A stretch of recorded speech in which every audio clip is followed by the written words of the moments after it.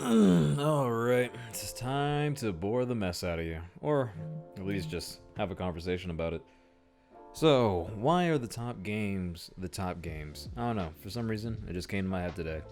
And, I think the answer is pretty simple, but I feel like going over it just a little bit just for clarification. So, maybe you guys can leave a comment, help me out here, better understand it, but I don't think I'm too far off. Cockiness as hell. Anyway, I think the first part we need to talk about when games are the top games is definitely the trend or the demographic at the time. Now, I say that because depending on the trend of what's going on during that generation, era, whatever it may have you, the game's going to pick up speed regarding those sort of things. So if you see the game maybe on your social media platforms a lot, people making parodies of the game a lot, maybe it's marketed a lot. So a lot of jokes, inside jokes, it gets a lot of eyes, a lot of attention. It's just everywhere. So naturally, it's gonna break some numbers for a while, but that shouldn't make what the game is. That shouldn't tell you this game's gonna be the best game in history. But this does play a part of it. So the more you see this game on your social media feed, the more you hear people talk about it, and the more you see it on TV, kind of hinders and caters to you to say, hey, check out this game. Hey, little kids, check out this game. Hey, people making content, check out this game. Because, everyone's talking about it. And you don't want to miss out on an opportunity like that, do you?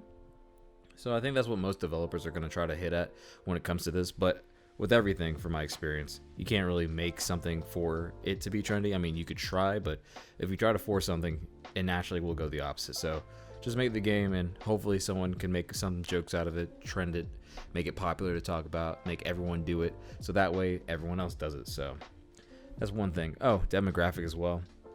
I know, like, sometimes when people make a game, it's like, oh, this game, it's just for kids. Well, if it is for kids and it's trendy and you can make money off it via the content, marketing, and then of course other DLCs and updates later, it shouldn't matter how much the demographic is. But I noticed with the top games is if you are making a game for a certain demographic, it has to be for at least something very colorful. It can't be too bleak unless you're talking about shooters. But most of the time, most of your top games are going to have like some colorful aspects of it, like League, World of Warcraft, Minecraft, Apex Legends, Among Us, and the whole 9 yards. And this is just for whatever the date is, 2021? Yeah. So this is for this year. So it might change in a couple of years, but from this video, those are the top ones for right now. Just a couple I was naming off, and they have a very colorful dynamic to it. So most people will say that's for kids, but not all the time. It's not guaranteed, but it gets the message out there a lot more efficiently than a bleaker game, like the the bleaker, grayer scale games. But that doesn't play too much. Just like trending, it's like it's there, it's important, it's crucial, but it's just one thing to add on. Like, think of it like a little sprinkle on top of your ice cream. Maybe you don't want it, you don't need it, but it does help out. Another one has to be free, or at least free at launch, or super cheap. I think this is very crucial while like how games will get out there and stay longer. Because if it's free, obviously you're gonna play it if it's free. There should be no barrier to entry. It's free. And for some games that are still on the list or still out there for the top 10 or whatever, most of these people got these games at launch, and most of those games had early beta test, access codes, keys, whatever. So they have the game already. So it's very efficient for a lot of people to get the game when it was first starting off. So when they are able to get it free without any barrier to entry, you're able to have people petition the game for you a lot more. So they're able to tell you how fun this game is, what you can look forward to for this game. And since it's new and it's free, you can convince people to hop on to try it for yourself. And if you continue to make that free, and then of course add some other payment options later within the game, then you're able to keep the game going a lot more, like a lot longer, for, I don't know, however long you want to keep updating it. So that's also very important, because like if you look at some games that you may think is popular, like, oh, I love Pokemon, man, and you're like, well, it's trendy, people know about Pokemon, why is it not like top 10 or something? And it's because well, it's not just free. The game, you have to buy the game, buy the console, or the whatever platform it's on, and it's usually just a single player experience, and there's not really more add-ons to it until you get to another game, which you have to pay another payment for. And if you wait long enough, or if the developers wait long enough, you have to pay for another console just to play the next game. So regardless of it, it costs a little bit more. so a lot of people aren't going to do it. And I think I kind of like am hinting towards it when I say this stuff. It was like, you got to get it for free, and then of course it's going to be trendy. So it's like, okay, Pokemon is trendy, but it's not for free. So, one's missing the other. So if you get something that's free, and then eventually down the line it becomes trendy, then you're already getting two of them off the list. So you're doing good already. So I think that's another important thing. Make it free. You guys will be alright. You get it free. Anyone's going to play it just to make some money off it. End of discussion. Multiplayer. This one is very, very important. And I think this is like the biggest key of them all. Multiplayer, or something that's revolving around teaming up with your friends. So there's some games out there that do have multiplayer included, right? And you can go online and do like, I don't know, one-on-one with Smash, or double team with Smash, or whatever. But since Smash isn't free and you gotta pay for the console, you kind of missed the ball, Smash. But still, multiplayer designed games, like games that are really crucial with the multiplayer. Like once you turn on the game, the only thing you really are going to do that's fun or very fun to do is join their multiplayer. If you have a game that's designed solely around that, like League of Legends for one, then that's your golden ticket, because it forces, is force the better word? I don't know. It convinces your players or your fan base and your consumer base to actually enjoy the game with other people. You have to get there. Like, you got to get them out there to enjoy the game with other people, make new friends, add new people, the whole 9 yards. It's not solely based off of just the single player experience. It's about the friend circle, group experience, whatever you have. And this works for everyone's apartment, especially now in this new age with content creation. It allows people to, work with your fans. Like, hey, you want to play a game with me on Twitch? Hey, you want to, sign up, pay me money just to play games with me? You can do that. So when it has a multiplayer based around it, it's really good. And since I brought up Smash, let's talk about it. So Smash has multiplayer, right? But the problem with that is Smash multiplayer kind of sucks. So when you go online or invite someone online, if they're too far away and they're using Wi-Fi or whatever, the experience is a lot different from where it's offline, where you're having a little bit more fun, a little bit more fluidity, the non-laggy stuff. So since the game's not solely designed around multiplayer, it kind of missed that ballpark there for people to say, hey, I'm going to be on at 6 o'clock, you want to play Smash Online? Not really feeling it, it's a little laggy and I'm not really feeling it, right?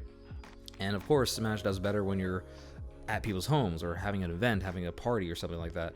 But not everyone's having a party every single week or every single day you come home at 6 o'clock. So it's a lot harder for that game to really take off for the top 10 most popular games being played at the moment, because of those barriers of entry and of course the payment sort of thing. So it's trendy, everyone knows about it, but the multiplayer aspect is so garbage that you really can't get many people to sign on board after a long day work. Instead, it's a lot difficult. It's more difficult than you can imagine. And of course, let's just keep going with that. So I also think when it comes to these multiplayer games is that comparatively when it comes to Smash, and it's on the brain, with the multiplayer aspect of teaming up with your friends and having a game solely designed around your multiplayer, it also has to incorporate a way for people to join up together as a friend unit and attack the opposition. I feel like that is very, very, very important, because this not only puts you on this whole camaraderie thing where your teammates saying, hey, my friend sucks, this person sucks, he's gonna carry, something like that. It brings that union and bond that I think really caters to like the human nature, or whatever you want to call it, to where we like that. We like building and creating stuff together to overcome an obstacle. Comparatively, if you're going on, like, say, multiplayer to fight like 1v1 versus someone, sure, it is fun to, beat certain people. And I know there's certain people out there in gaming that just strictly want to play 1v1. But when it comes to the overall trending of the most popular games, having, like League of Legends, World of Warcraft, Apex Legends, Valorant, these Overwatch, Fortnite, like, you can play it in those, like, single-player modes if you want. But having a team is so much more beneficial, because you can interact with your teammates, you can interact with friends that are coming home at 6 o'clock that play in a game that's designed around multiplayer to overcome an opposition. If it's 1v1, then it becomes more of a, you have to take responsibility for your losses, and you don't really get to share those moments or experiences with those moments. For example, if you think about it, if you like do like a really cool combo, it's nice, like it's really nice to see like the combo in action if you do it in Smash. But when it comes to sharing, it's only like you have to tell your friends this, or if you didn't like screen record it or capture it, then you have to show them the videos. And for those that have little brothers or little kids, it may get annoying, when they keep showing you their highlight clips and stuff like that, and you go, oh, that's cool, that's neat, and stuff like that. But if you're there with your friends and you're all sharing the moment of a game that you each enjoy, seeing someone clutch it out for the team, or seeing someone defend the base, or defending the bomb in Rainbow Six Siege, it's a lot more interactive, so people can at least enjoy the adventure of like, hey, we have to beat these opponents, and you guys can talk about it and work together on conquering this like obstacle in the way. And then after all is said and done, whether you win or lose, you have a story to tell that each of you can take part of, that you were there for. You were more interactive within that that whole like situation.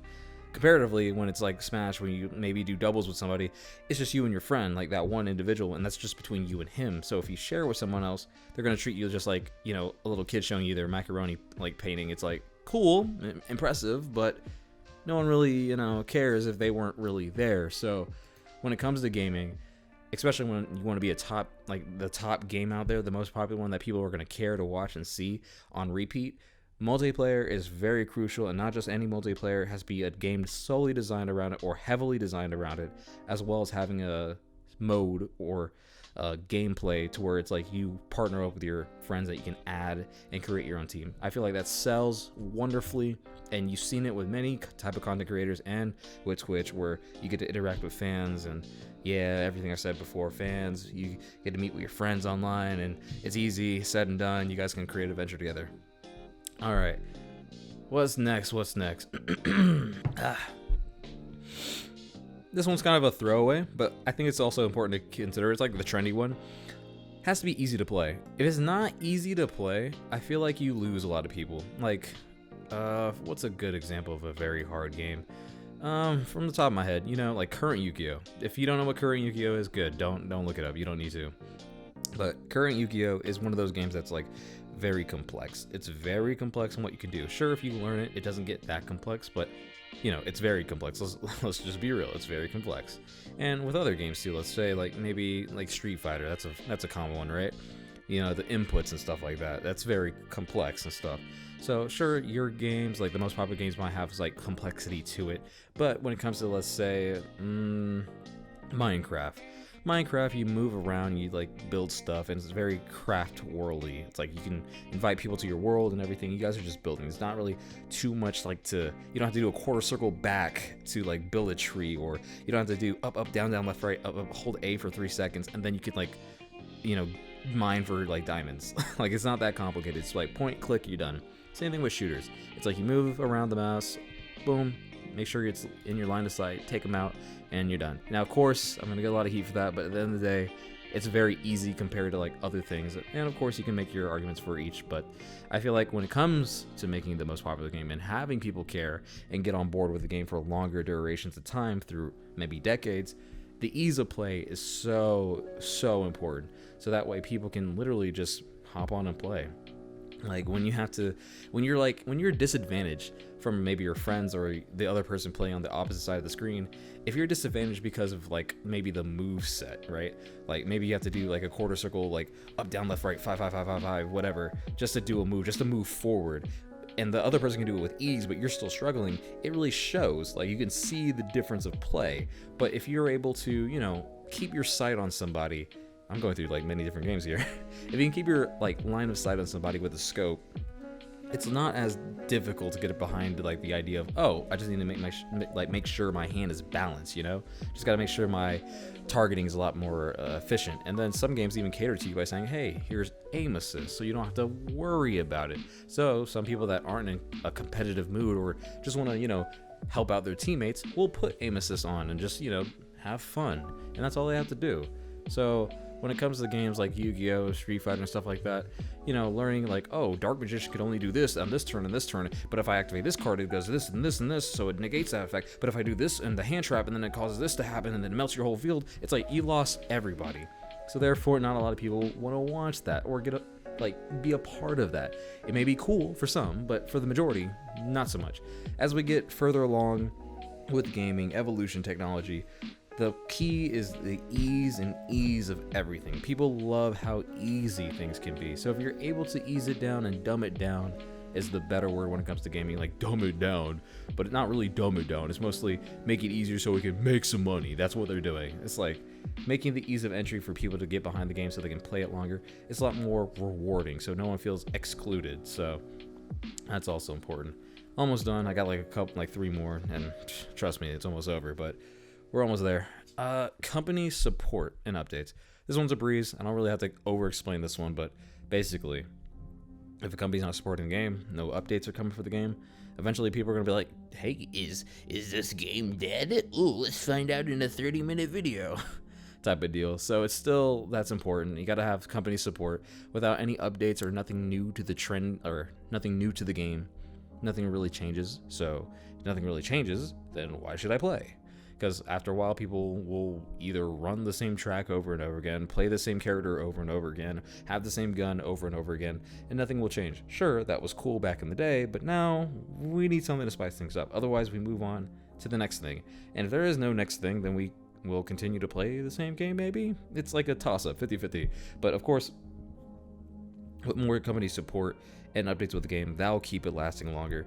And the updates don't have to be like huge. I think you just do bug fixes or like some color variations or a new map or something, and kids will eat it up just fine. Just don't worry about it too much. Like from a business standpoint, like just change the map a little bit and people will be, oh, it's new, it's a new map, let's explore, and just have fun with that. But if you really don't update the game, then you have to be very confident, like Minecraft, that, hey, at least at the end of the day, you're building something new. Yeah, it's up to you to make it new, right? So unless your design of the game is like that, make sure you just add like a couple, like little updates. It'll last longer. I mean, have you seen League? I don't even know how many characters they have. They got like so many characters, but regardless, keep it updated. And then of course, I think I already touched on this a little bit, but same thing, just make sure the online's good and everything like that. So moving that along, we're done there. Honorable mentions before you go. Esports and money. I think this is the newest thing that I think is going to be adding on to the gaming sphere, as well as making the game most popular as well for long term. Esports as well as money. The reason I say that is because, well, even if the game is tiresome and old and boring to some people and not many people like it, money talks. Money makes anyone talk. Even at 14, kids know money talks. So if you can tell a kid or tell anyone in their 30s that haven't really made much of their life already through a career, then you could say, hey, you can play this game and get very good to make some money. Sure, there's some other details you're leaving out, but still, you can make some money and you can stream it to make some money, and you get money. So it's the best way to, really hype somebody up to like invest time into your game and really buy it. So if there's like a opportunity to make money from it, I feel like that will help out the game as well. So make sure, developers, if you're listening to me, hopefully you are, to add some money benefits to it. It doesn't even have to be like a whole esports team or main esport category you have. Maybe just do like an event, just one event like once a year, sign people up, boom, boom, boom, let them earn some money from it. And then they'll be like, yeah, I want to invest in your game because I want to make some hard cash. And if I'm going to invest money in the cash for the game, guess what? I want to stream your game to make content for your game and talk about the same thing over and over again, but still, we're going to make some money from it. Easy peasy, lemon squeezy. Like that'll do numbers. So that's also important. And then, of course, this is a fun one. I don't know if you guys noticed this, but just chatting and using games as like the background, that's the main thing, right?